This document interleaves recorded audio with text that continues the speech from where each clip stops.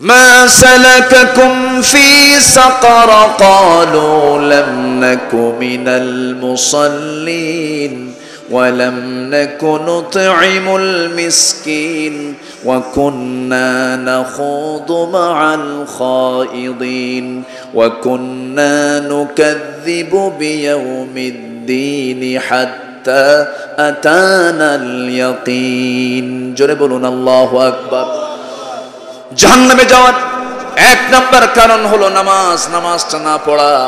আমরা জীবনে কেউ নামাজ ছেড়ে দেব না, জোরে বলি ইনশাআল্লাহ। সাহাবীরা কত কষ্ট করে নামাজ পড়েছেন।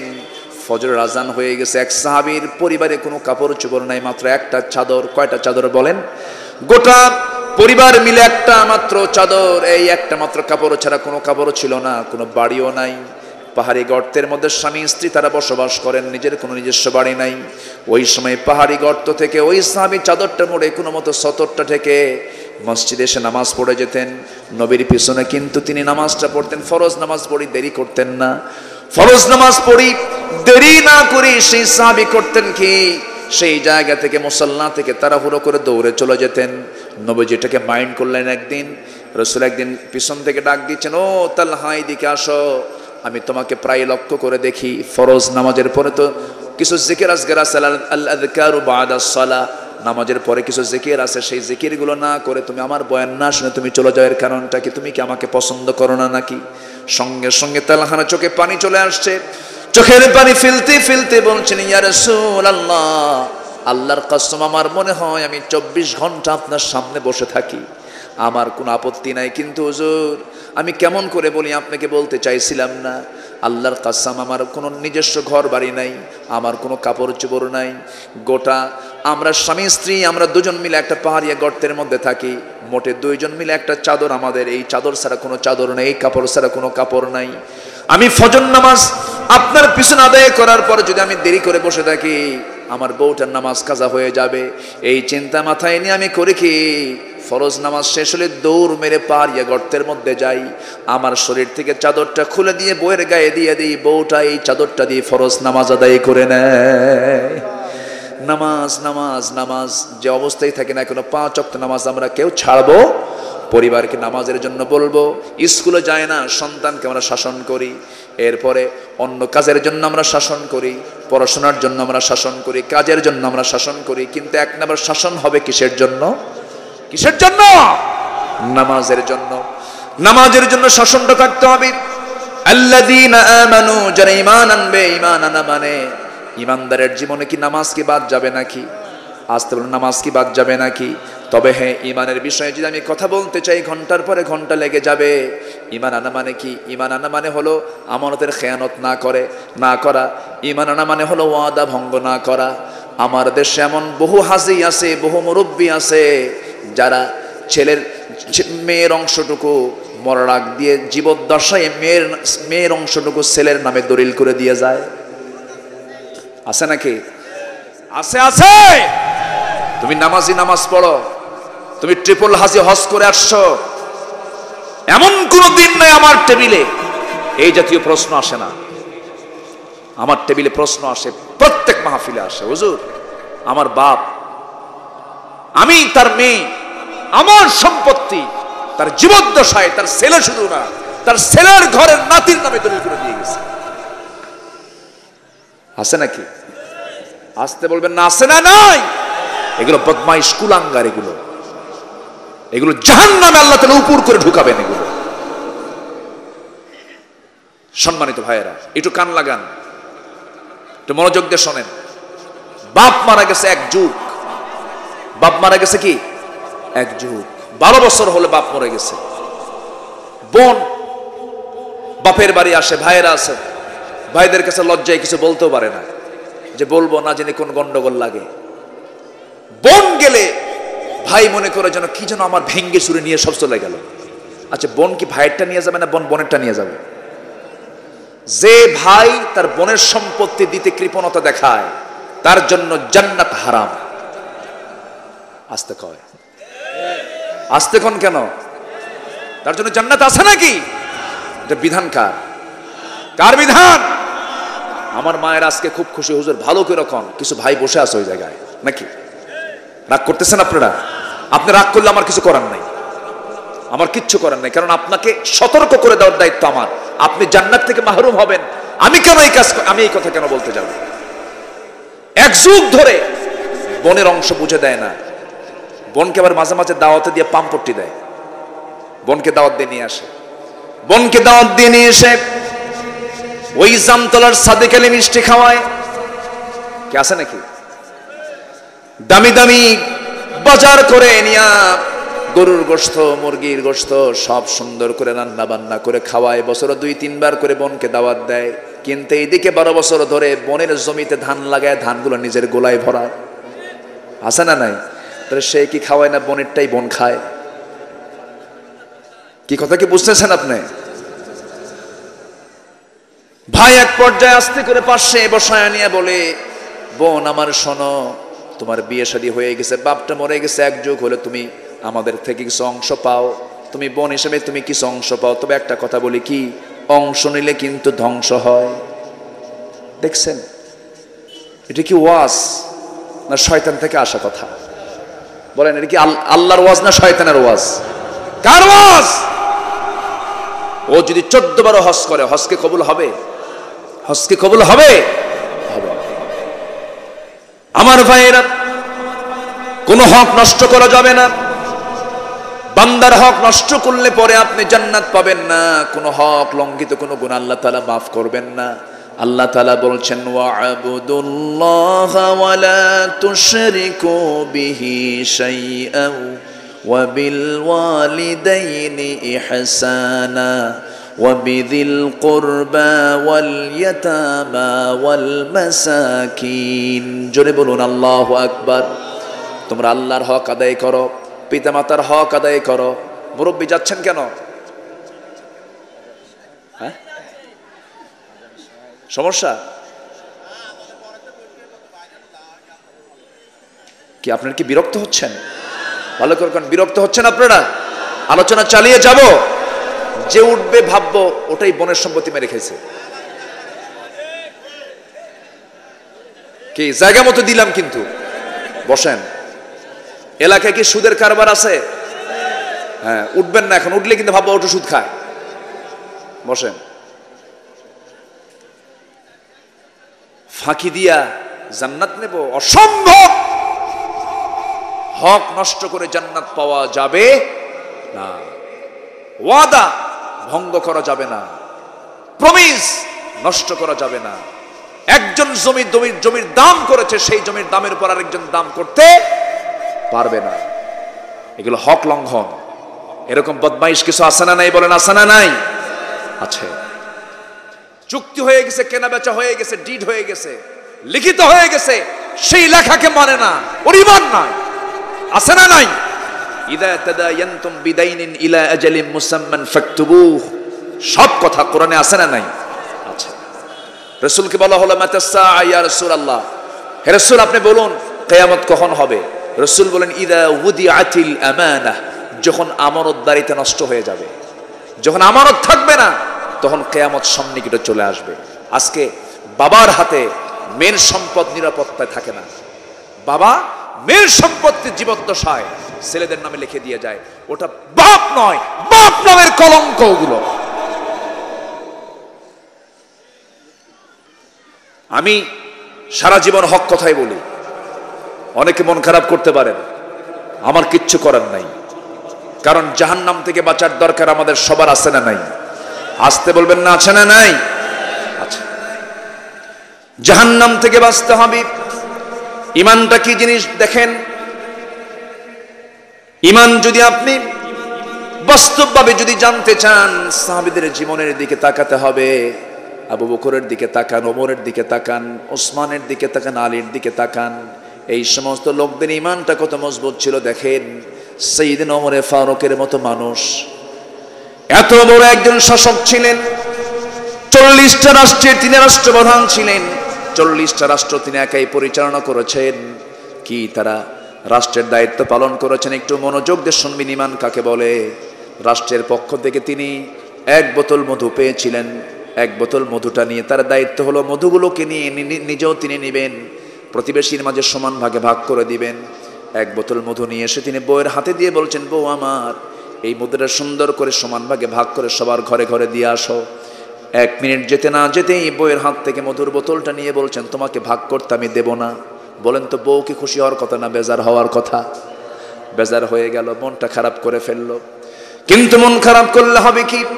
সাইয়েদনা ওমর ফারুক তার হাত থেকে বোতলটা নিয়ে করলেন কি, এক প্রতিবেশীর হাতে দিয়ে এসে বললেন, ও প্রতিবেশী, সুন্দর করে সমান ভাগে ভাগ করে আমার যে অংশটা তুমি আমার কাছে দিয়ে আসবে, সবাইকে সমান করে দিয়ে আসবে। ওমর ফারুকের হাতে যখন তার অংশটুকু মধুটা নিয়ে তিনি যখন হাতে নিয়েছেন, বউটাকে আস্তে করে ডাক দিয়ে মুস্কি হাসি মেরে বলছেন, আমার স্ত্রী, আল্লাহর কসম করে বলে আমি তোমাকে সন্দেহ করি না, আমি তোমাকে ভালোবাসি, আমি তোমাকে মোহাব্বত করি, তুমি আমার সন্তানদের মা, তোমাকে সম্মান করে মা হিসাবে আমার সন্তানদের মা তুমি, তোমাকে সম্মান দেওয়া মর্যাদা দাও আমার দায়িত্ব, কারণ আমি রাষ্ট্র চালাই, তুমি আমার পরিবার চালাও। আমি তোমাকে কোনো কৃপণতার জন্য তোমার হাত থেকে আমি মধুর বোতল টান দেই নাই, তোমাকে সন্দেহ করে তোমার হাত থেকে মধুর বোতল টান দেই নাই।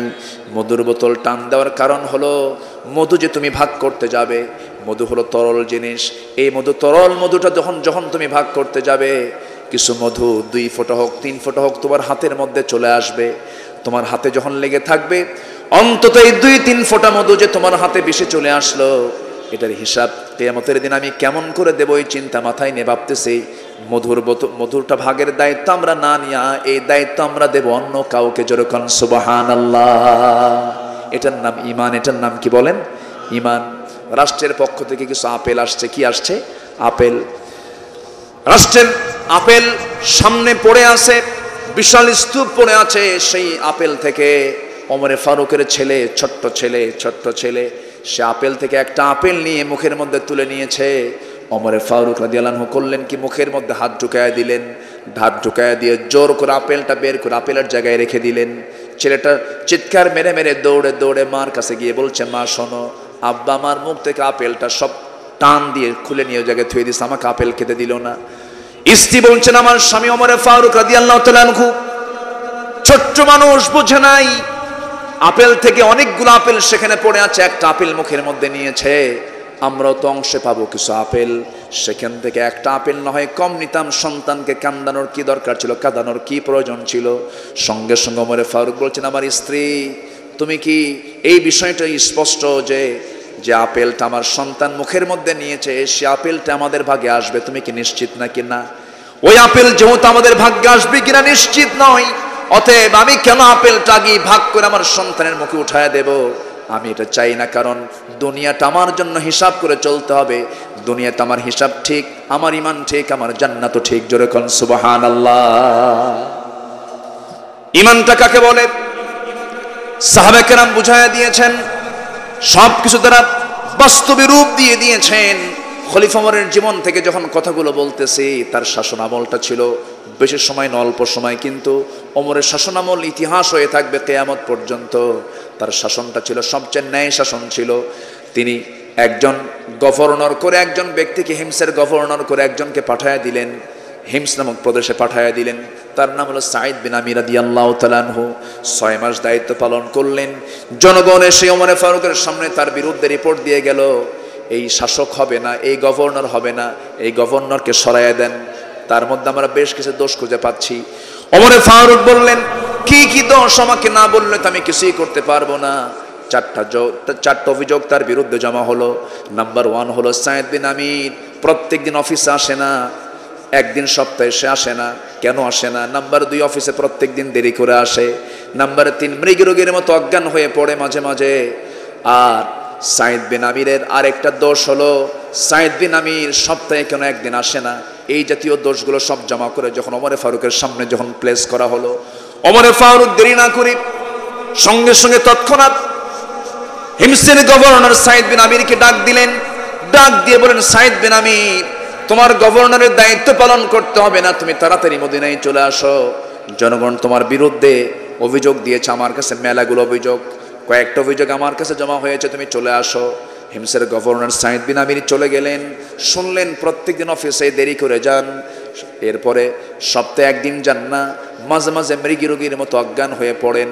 এই সমস্ত দোষগুলো যখন তার সামনে বলা হলো, তিনি বললেন, আমিরুল মুমিনিন, যে দোষগুলো জনগণ দিয়েছে প্রত্যেকটা জবাব আমি একটা একটা করে দিতে পারবো। যেরকম সুবহানাল্লাহ।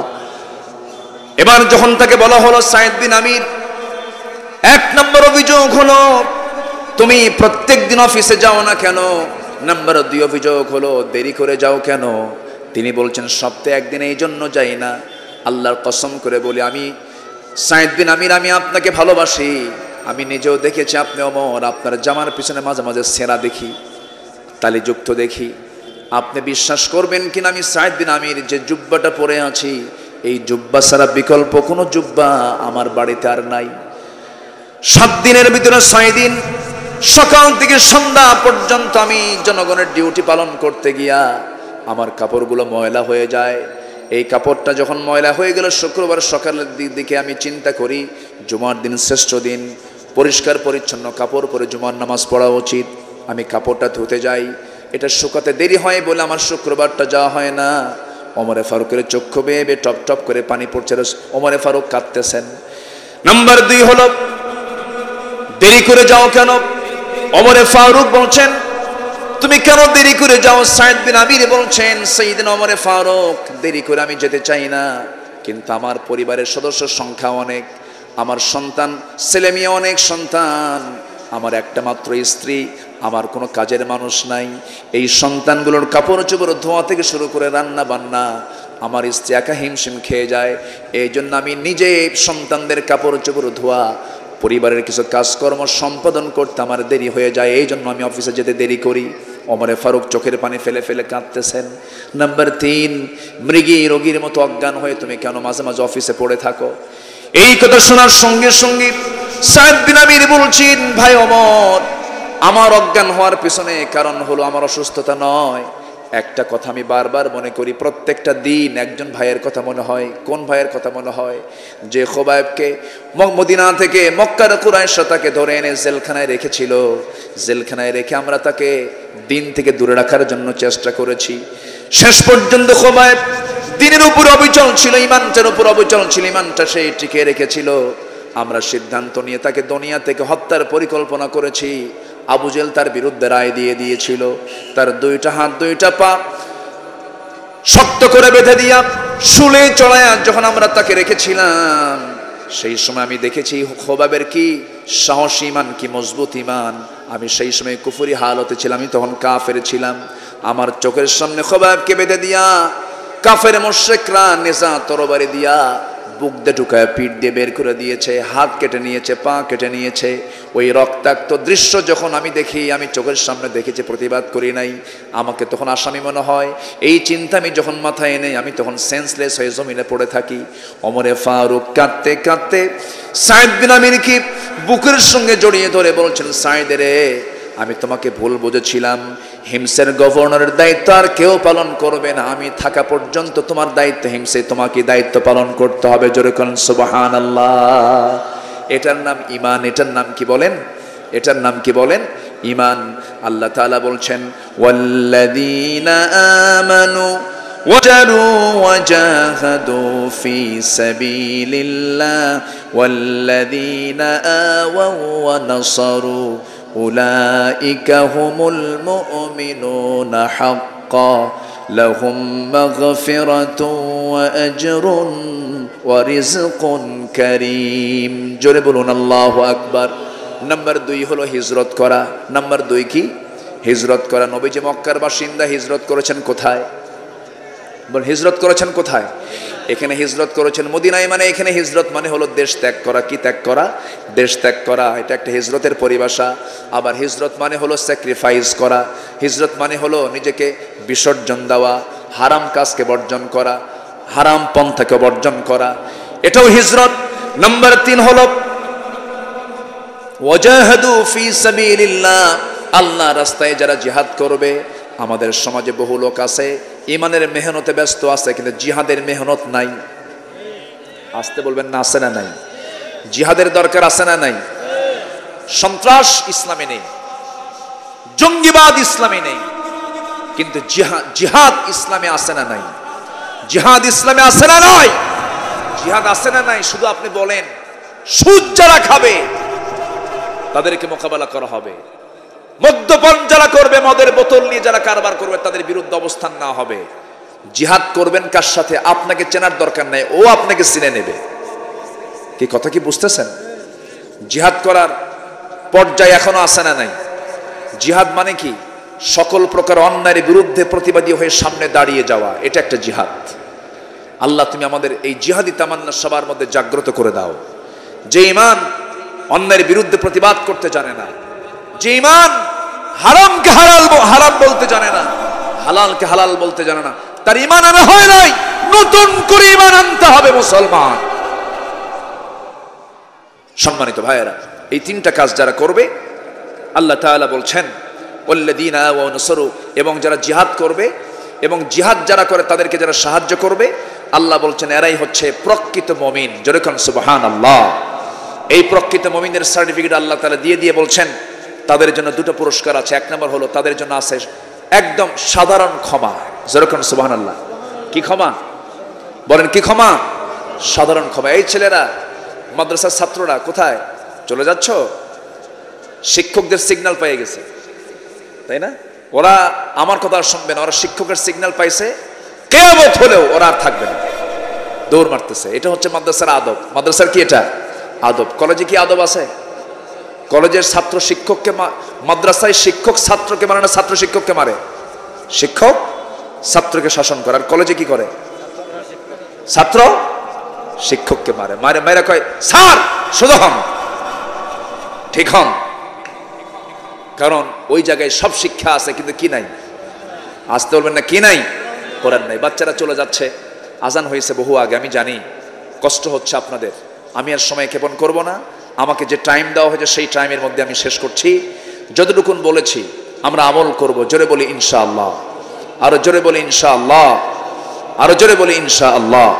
যে যেখানে আছেন আমরা বসে পড়ে আমরা দোয়া করব। আমরা চাইবো কার কাছে? আল্লাহর কাছে। সবাই বলি সুবহানাকাল্লাহুম্মা ওয়া বিহামদিকা আশহাদু আল্লা ইলাহা ইল্লা আনতা আস্তাগফিরুকা ওয়া আতুবু ইলাইকা। রব্বানা যালামনা আনফুসানা ওয়া ইল্লাম তাগফির লানা ওয়া তারহামনা লানাকুনান্না মিনাল খাসিরিন। মিষ্টি বিকেল গধূলি বেলা হাজারো মুসলমান নরনারীকে নিয়ে তোমার কালাম থেকে কিছু কথা বলেছি। গুনার বোঝা মাথায় নিয়ে কাঙ্গাল ফিকারির মতো দুটো হাত পেতেছি। আল্লাহ, গুনার দিকে নজর দিও না, বান্দা মনে করে তামাম জীবনের গুনাহগুলোকে মাফ করে দাও। জনম দুঃখে মা যারা চলে গেলেন, জিন্দেগির গুনাহগুলো মাফ করো, কবরগুলোকে জান্নাতের টুকরা বানায়া দাও। আব্বা আম্মার জন্য কি দোয়া তাও তুমি শিখিয়ে দিয়েছ। চক্ষু বন্ধ করুন, আওয়াজ দিয়ে বলুন রব্বির হামহুমা কামা রব্বায়ানি সগীরা। রব্বির হামহুমা কামা রব্বায়ানি সগীরা। আল্লাহ তাআলা বিশেষ করে এই মাহফিলের আয়োজন যারা করলেন, শোনার জন্য যারা আসলেন, বিনিময়ে কিয়ামতের কঠিন ময়দান যেদিন কেউ কাউকে চিনবে না, এমনকি মা পর্যন্ত সন্তানকে অস্বীকার করে বসবে, সেই কঠিন মুসিবতের দিন এ মাহফিল সবার জন্য নাজাতের মাধ্যম তুমি আল্লাহ বানায় দিও।